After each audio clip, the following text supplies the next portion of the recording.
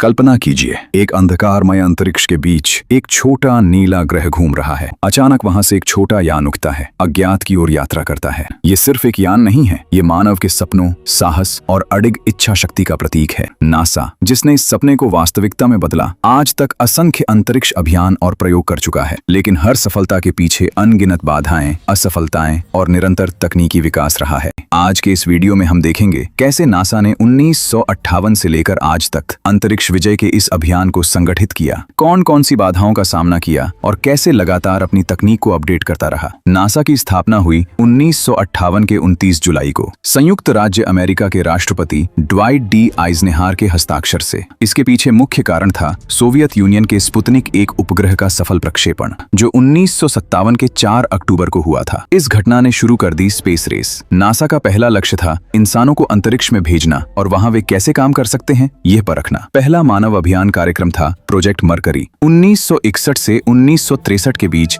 इसने 6 crude flights पूरे किए। 1962 के 20 फरवरी को जॉन ग्लेन पहले अमेरिकी बने जिन्होंने पृथ्वी की परिक्रमा की फ्रेंडशिप 7 नामक स्पेसक्राफ्ट में। लेकिन यह सफलता आसान नहीं थी। शुरुआत में रॉकेट विफलता, यांत्रिक समस्याएं और मानव की शारीरिक सीमाएं बड़ी बाधा थीं। नासा तब कंप्यूटर तकनीक में बहुत ही प्रारंभिक अवस्था में था। वे ट्रांजिस्टर आधारित सिस्टम इस्तेमाल करते थे, जो आज के स्मार्टफोन से कहीं कम शक्तिशाली था। इसके बाद आया प्रोजेक्ट जेमिनी 1961 से 1966 तक। इसमें 10 क्रूड मिशंस हुए। यहाँ उन्होंने स्पेस वॉक, रेंडेजवूज और 2 स्पेसक्राफ्ट के बीच संचार का परीक्षण किया। ये अपोलो प्रोग्राम की तैयारी थी। तब बाधा के रूप में सामने आई ईंधन प्रबंधन और ऑक्सीजन आपूर्ति की समस्या। नासा ने उस समय तकनीक को अपडेट कर नए नेविगेशन सिस्टम और उन्नत लाइफ सपोर्ट सिस्टम तैयार किए।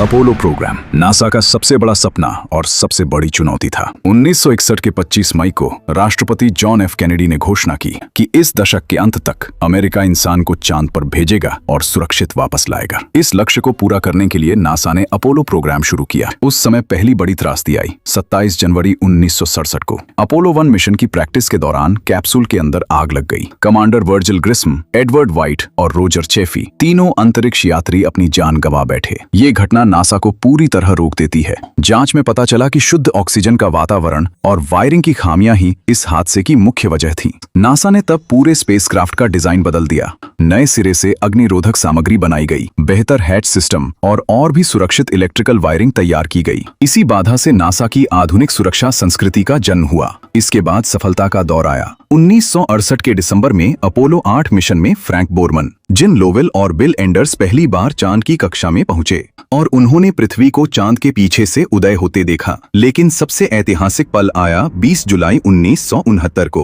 अपोलो 11 मिशन में नील आर्मस्ट्रॉन्ग और बज ऑल्ड्रिन ने चांद की जमीन पर कदम रखा। नील आर्मस्ट्रॉन्ग ने तब मशहूर शब्द कहे, एक छोटा कदम इंसान के लिए, लेकिन एक विशाल छलांग मानव जाति के लिए, जिसने पृथ्वी का इतिहास बदल दिया। माइकल कॉलिंस उस समय कमांड मॉड्यूल में इंतजार कर रहे थे। इस सफलता के पीछे अनगिनत तकनीकी प्रगति थी। नासा ने सैटर्न 5 रॉकेट बनाया, जो उस समय का सबसे शक्तिशाली रॉकेट था। उन्होंने इंटीग्रेटेड सर्किट का इस्तेमाल कर कंप्यूटर को और छोटा व शक्तिशाली बनाया। चांद की सतह पर नेविगेशन के लिए नया सॉफ्टवेयर तैयार किया गया। लेकिन चुनौतियां तब भी खत्म नहीं हुईं। 1970 के अपोलो 13 मिशन में ऑक्सीजन टैंक विस्फोट के बाद जिम लोवेल, जैक स्विगर्ट और फ्रेड हाइस को वापस लाने के लिए नासा ने अद्भुत इम्प्रोवाइजेशन दिखाया। उन्होंने लूनर मॉड्यूल को लाइफ बोट की तरह इस्तेमाल किया और ग्राउंड कंट्रोल के साथ मिलकर एक असंभव मिशन को सफल बना दिया। अपोलो प्रोग्राम 1972 में अपोलो 17 के साथ समाप्त हुआ। तब तक कुल 12 इंसान चांद की जमीन पर चल चुके थे। इस प्रोग्राम ने नासा को सिखाया कि दूरस्थ अंतरिक्ष में जटिल समस्याओं का समाधान कैसे करना है और तकनीक को तेजी से अपडेट कैसे करना है।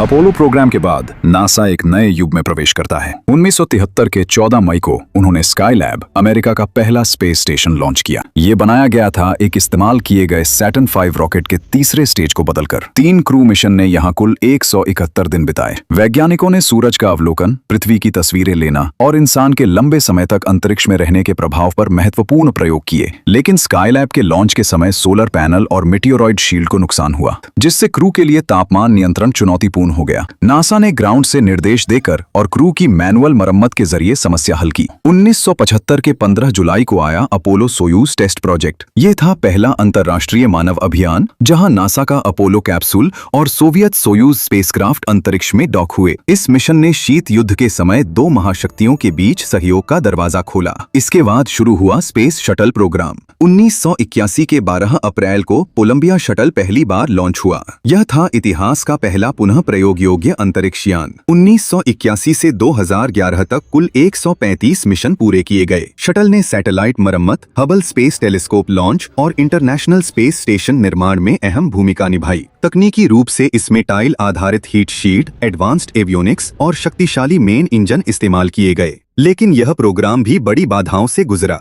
28 जनवरी 1986 को चैलेंजर शटल लॉन्च के सिर्फ 73 सेकंड बाद विस्फोटित हो गया। इसमें 7 क्रू सदस्य अपनी जान गंवा बैठे, जिनमें पहली शिक्षक अंतरिक्ष यात्री क्रिस्टा मैकॉलिफ भी थीं। जांच में पता चला कि ठंडे मौसम में सॉलिड रॉकेट बूस्टर के ओरेंज सील फेल हो गए थे। इस घटना ने नासा की संस्कृति में गंभीर बदलाव लाए। सुरक्षा प्रोटोकॉल को प्राथमिकता दी गई और निर्णय लेने की प्रक्रिया को पुनर्गठित किया गया। 1 फरवरी 2003 को कोलंबिया शटल पुनः प्रवेश के समय नष्ट हो गया। लॉन्च के दौरान एक फोम इंसुलेशन का टुकड़ा विंग के हीट शील्ड से टकराया। 7 क्रू फिर से अपनी जान गंवा बैठे। इन दोनों हादसों ने नासा को सिखाया कि जटिल तकनीक के साथ साथ संगठनात्मक संस्कृति और जोखिम मूल्यांकन कितना महत्वपूर्ण है। शटल प्रोग्राम के जरिए नासा ने तकनीक को व्यापक रूप से अपडेट किया, जैसे digital fly by wire system, उन्नत रोबोटिक्स और long duration life support system.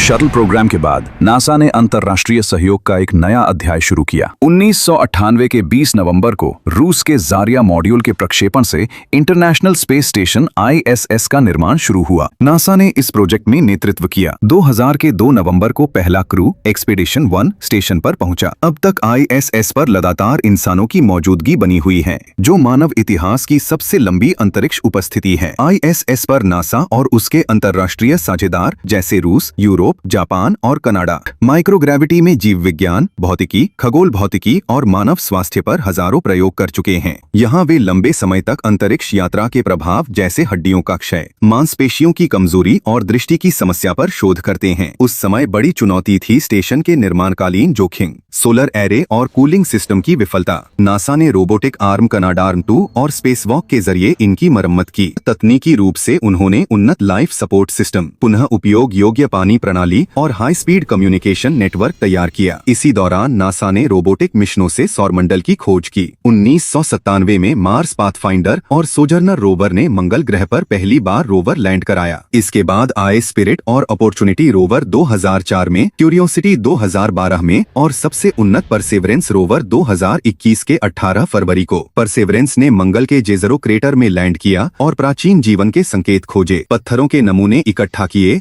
और इंजेन्युइटी हेलीकॉप्टर की मदद से पहली बार किसी दूसरे ग्रह पर उड़ान परीक्षण किया। इन मिशनों में बड़ी चुनौती थी दूरी, विलंबित संचार, लगभग 20 मिनट के आसपास, धूल भरी आंधियां और चरम तापमान। नासा ने ऑटोनोमस नेविगेशन, उन्नत आर्टिफिशियल इंटेलिजेंस और डीप स्पेस नेटवर्क के जरिए तकनीक को अपडेट किया। इसी समय अन्य क्षुद्र ग्रह और बाह्य ग्रह की खोज भी जारी रही। 2005 में डीप इम्पैक्ट मिशन ने टेम्पल 1 धूमकेतु पर जानबूझकर टक्कर की और 2015 में न्यू हॉराइजन्स प्लूटो के पास पहुंचा और उसकी पहली विस्तृत तस्वीरें भेजी।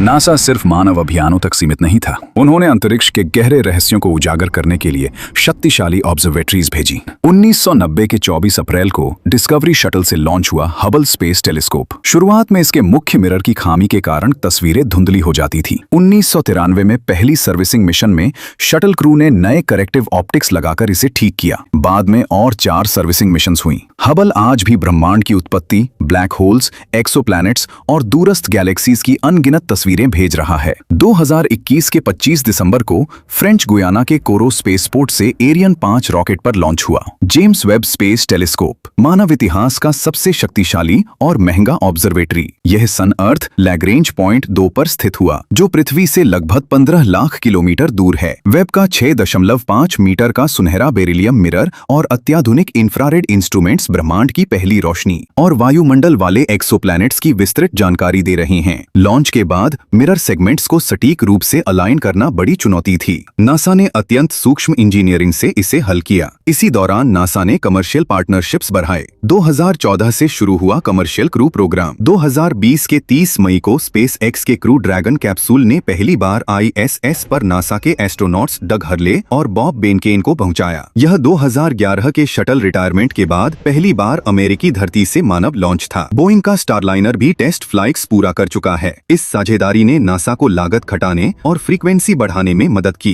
अब चल रहा है आर्टेमिस प्रोग्राम, चांद पर लौटना और मंगल की तैयारी। 2022 के 16 नवंबर को आर्टेमिस 1 मिशन में space launch system SLS rocket और ओरियन स्पेसक्राफ्ट ने चांद के चारों ओर अपूर्ण कक्षा में सफलतापूर्वक चक्कर लगाया। यह नई पीढ़ी के सबसे शक्तिशाली रॉकेट का पहला परीक्षण था। आर्टेमिस 2 मिशन में 4 एस्ट्रोनॉट्स चांद के चारों ओर जाएंगे और आर्टेमिस 3 में चांद के दक्षिणी ध्रुव क्षेत्र में इंसान उतरेंगे। इन मिशनों में मुख्य बाधाएं थी बजट की सीमाएं, राजनीतिक बदलाव और अत्याधुनिक तकनीक के जोखिम। नासा लगातार अपडेट कर रहा है advanced cryogenic engines, Orion heat shield, lunar gateway station और आर्टिफिशियल इंटेलिजेंस आधारित ऑटोनोमस सिस्टम्स।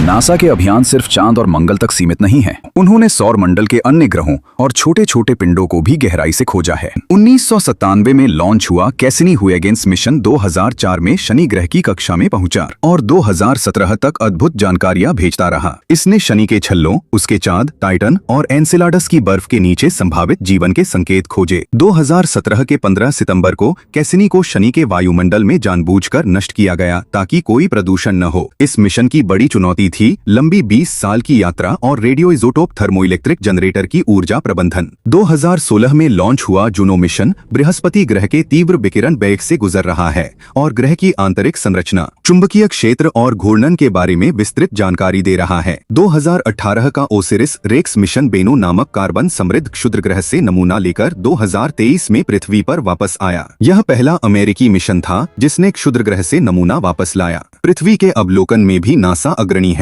लैंडसेक प्रोग्राम 1972 से चल रहा है, जो पृथ्वी की सतह के बदलाव, वनों की कमी और जलवायु परिवर्तन की सटीक तस्वीरें दिखाता है। 13 एक्वा और सेंटिनल 6 माइकल फ्रीलिच मिशंस के जरिए वे समुद्र स्तर की ऊंचाई, वैश्विक तापमान और वायुमंडलीय गैसों की मात्रा की निगरानी करते हैं। ये जानकारियां जलवायु वैज्ञानिकों के लिए अनमोल हैं। हाल के वर्षों में कमर्शियल पार्टनरशिप्स और बढ़ी हैं। स्पेस एक्स का क्रू ड्रैगन नियमित रूप से ISS पर एस्ट्रोनॉट्स भेज रहा है। 2024 और 2025 में कई क्रू 8, क्रू 9 मिशंस सफलतापूर्वक पूरे हुए। बोइंग का स्टारलाइनर भी 2024 में क्रू फ्लाइट टेस्ट पूरा कर चुका है। यह कमर्शियल मॉडल नासा को लागत घटाने और अधिक बार मिशंस चलाने में मदद कर रहा है। लेकिन चुनौतियां अब भी मौजूद हैं। चीन की तेज प्रगति, बजट की सीमाएं, सप्लाई चेन समस्याएं और नई तकनीकों के जोखिम नासा को हमेशा सतर्क रखते हैं। वे लगातार अपडेट कर रहे हैं आयन थ्रस्टर्स, न्यूक्लियर प्रोपल्शन की अवधारणा, अत्याधुनिक AI और रोबोटिक्स।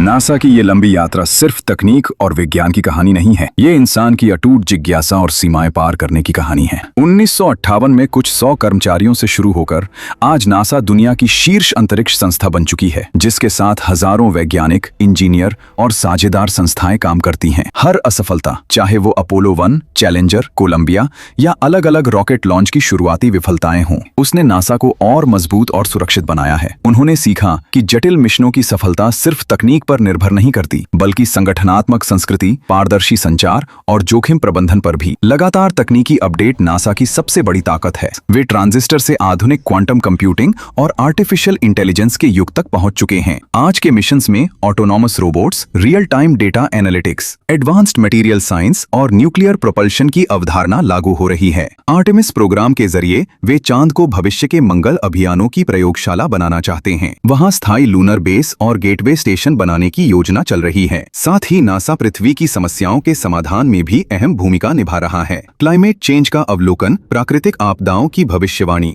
और सस्टेनेबल टेक्नोलॉजी का विकास उनके मिशनों का अभिन्न हिस्सा है। कमर्शियल सेक्टर के साथ साझेदारी space x, Boeing, blue origin समेत अन्य कंपनियों के साथ अंतरिक्ष को और सुलभ और बार बार करने योग्य बना रही है। अब तक नासा के अभियानों ने मानवता को दिखाया है कि असंभव को संभव किया जा सकता है अगर साहस, विज्ञान और टीम वर्क साथ हों। हर सफल लैंडिंग, हर नई तस्वीर और हर नई खोज हमें याद दिलाती है हम अंतरिक्ष के बच्चे हैं। भविष्य में जब इंसान मंगल पर कदम रखेगा, जब हम दूसरे तारों की दुनिया तक पहुंचेंगे, तब भी नासा की यह निरंतर यात्रा प्रेरणा बनी रहेगी। अंतरिक्ष अब भी कई रहस्य छुपाए हुए हैं और नासा अपने अनुभव, साहस और लगातार तकनीकी विकास के साथ उन रहस्यों को उजागर करने के लिए तैयार है, क्योंकि खोज ही हमारी मानवता का सबसे सुंदर अभिव्यक्ति है। तो दोस्तों, आज का वीडियो यहीं तक था। वीडियो अच्छा लगा तो लाइक करें, शेयर करें अपने प्रियजनों के साथ और हमेशा सबसे पहले नए नए मजेदार जानकारियां पाने और हमारे साथ जुड़े रहने के लिए फॉलो करें हमारे social media accounts. Link profile में दिया हुआ है। मुलाकात होगी एक नए वीडियो में किसी नए टॉपिक के साथ। तब तक अच्छे रहिए, स्वस्थ रहिए और हमारे साथ जुड़े रहिए।